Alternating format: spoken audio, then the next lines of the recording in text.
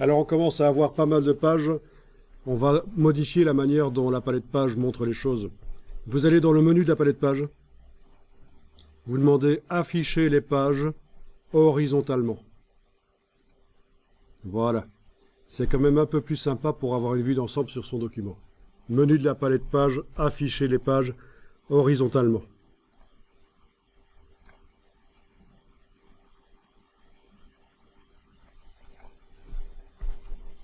D'accord?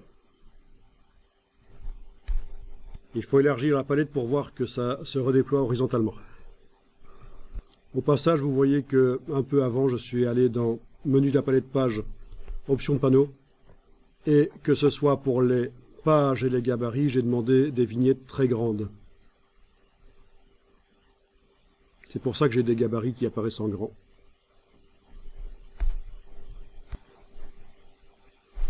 Alors, on n'avait pas terminé de travailler le gabarit C. Double-cliquez sur le gabarit C. Faites un test en insérant du faux texte dans les colonnes. Donc vous avez double-cliqué sur le gabarit C dans la palette des pages. Il est indiqué gabarit C en bas à gauche.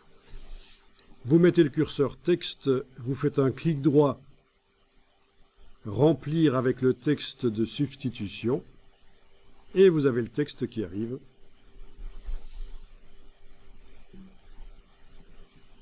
Alors, qu'est-ce qu'il utilise comme style de paragraphe, celui-là? Texte, style de paragraphe. Ben regardez, on dirait, je sais pas si ça a fait la même chose chez vous, mais chez moi, on dirait qu'il n'utilise pas le style de paragraphe standard, en fait. Hein. J'avais pas du texte aussi petit. Vous avez un texte normal, là? Il a pris par défaut? Bon, là, je vois que chez moi, j'ai du texte, mais qui utilise paragraphe standard modifié. Alors je vais ici faire un commande A pour sélectionner toutes les lignes et faire un Alt-clic sur le style pour appliquer le style, forcer le style à s'appliquer.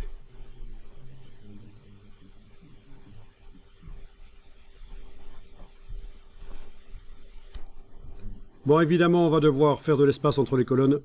Donc vous sélectionnez les trois blocs, faites un commande A. Vous allez dans les options de bloc texte. Vous pouvez faire un commande B, c'est le menu objet, option de bloc texte, commande B.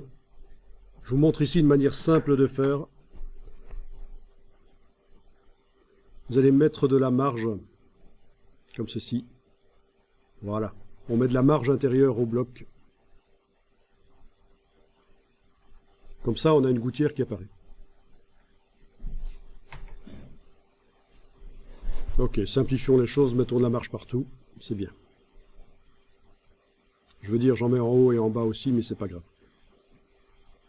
Est-ce que vous voyez que vous arrivez à créer une gouttière, un espacement entre les colonnes? Parfait.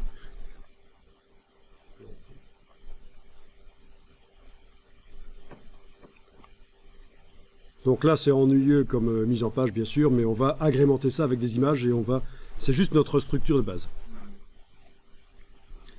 Ouais, tant qu'on y est, si on y répartirait la numérotation automatique, là, la mettre un peu plus bas. C'est dans le gabarit A. On double-clique sur le gabarit A. On va déverrouiller le calque numérotation automatique.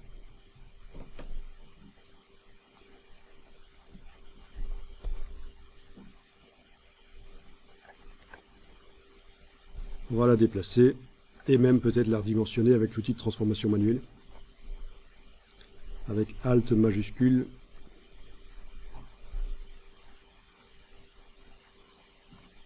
Voilà.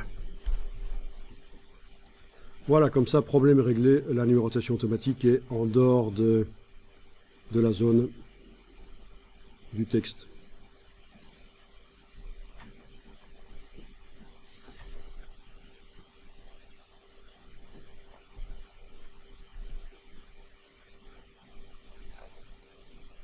Enregistrer le document.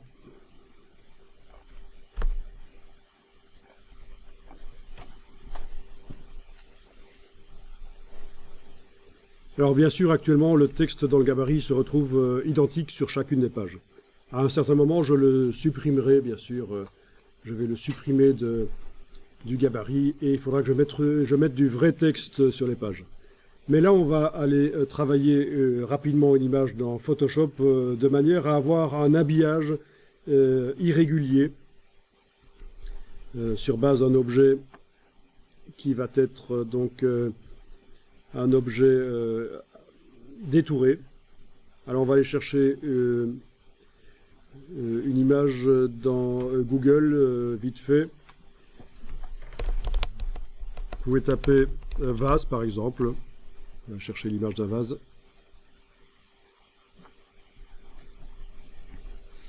Voilà, on va pouvoir prendre... j'ai tapé public domaine entre guillemets. Je vais prendre éventuellement celui-ci qui est sur fond blanc. Ou celui-ci. Prenez un vase qui est sur un fond assez bien uni quand même. On va essayer de faire une sélection rapide.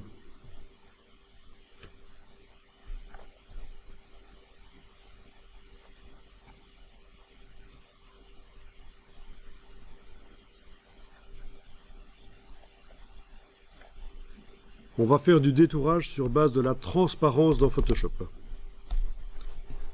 La transparence qu'on crée dans Photoshop. Alors que la transparence soit créée avec un tracé vectoriel dans Photoshop, avec un masque de fusion, avec un masque vectoriel, enfin peu importe, le tout c'est de faire de la transparence dans Photoshop. Vous allez dans Photoshop ouvrir votre image de vase.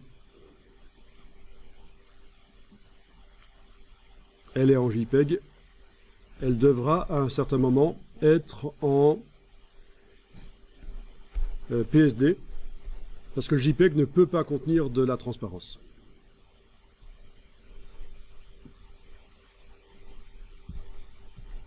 Un tracé de détourage, oui, mais de la transparence, non. Mais c'est un peu compliqué pour ceux qui ne connaissent pas. Il y en a qui connaissent déjà, mais il y en a qui ne connaissent pas les tracés de détourage qu'on insère dans Photoshop pour qu'ils soient détectables par le logiciel de mise en page.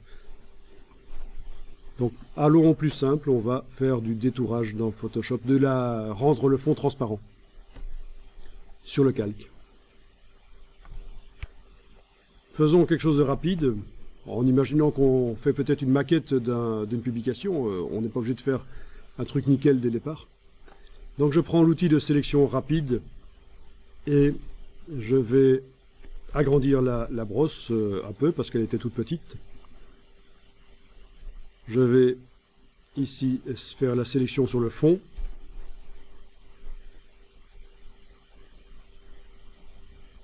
Ça a bien débordé sur l'objet, donc je vais plutôt devoir y aller à la baguette magique, hein, peut-être.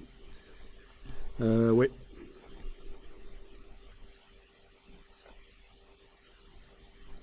C'est finalement pas une image si facile que ça.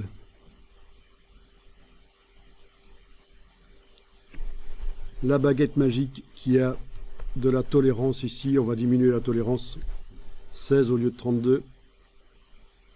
Ok, on va dire que ça peut aller comme ça. Je vais démarrer là-dessus.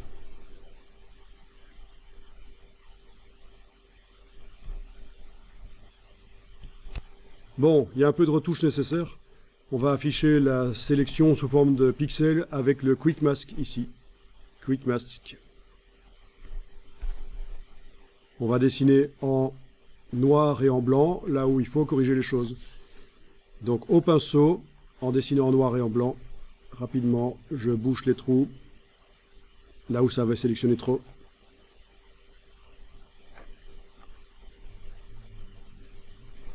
Voilà. En blanc ici, je dessine pour enlever ça. Ça ne doit pas être sélectionné.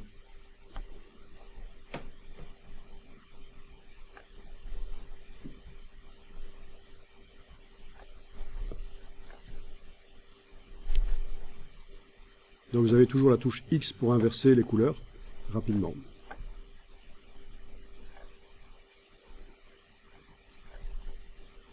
Voilà. Donc ça c'est la sélection qui a été affichée, la sélection un peu pourrie de la baguette magique là, que j'ai dû utiliser finalement.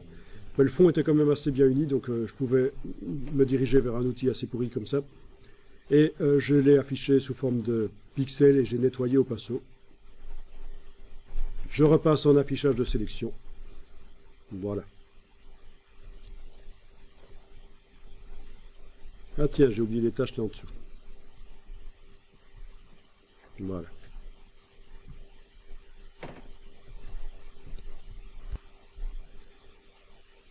On va ajouter le masque au départ de cette sélection. On va donc mettre un masque sur le calque.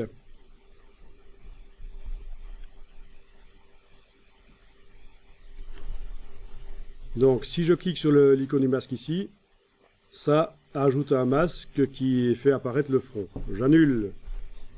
C'est Alt-clic si je veux l'inverse. Voilà. Donc dans ce cas-là, c'est ce qui était sélectionné qui devient masqué. Hein, la sélection, ce que j'avais sélectionné là, c'était le fond. En faisant Alt-clic sur le masque, ce qui était sélectionné, le fond, est devenu noir dans le masque. Ce qui n'était pas sélectionné est devenu blanc, et donc ça me fait apparaître uniquement le vase. C'est ce qui est blanc qui fait apparaître. Commande I. Oui, une fois qu'on a fait le masque qui n'est pas bien fait, on l'inverse aussi, oui, oui. Commande I, oui. Image réglage négatif, ça marche aussi bien sûr. Alors, enregistrer l'image au format Photoshop, pas le choix, puisqu'il y a des choses qui ne peuvent être intégrées que dans le format Photoshop, ou il faut savoir que le format TIFF permet aussi d'intégrer du Photoshop. Il y a l'option inclure, garder les options d'édition Photoshop. Également le Photoshop PDF, un peu comme l'Illustrator PDF, est capable d'intégrer tout ce que Photoshop sait faire. Le PS, je ne pense pas du tout. Le PS, un tracé, là je parle des calques, tout ce que Photoshop est capable de faire, les objets dynamiques, les filtres dynamiques, les calques, les masques de fusion. Il y a à mon sens, à mon avis, que 4 formats si on compte le format de document volumineux en plus. Photoshop, format document volumineux, Photoshop PDF et TIFF.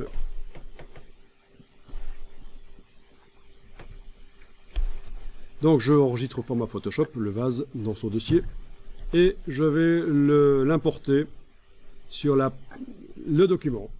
On va aller sur la page 4. Je double-clique sur la page 4.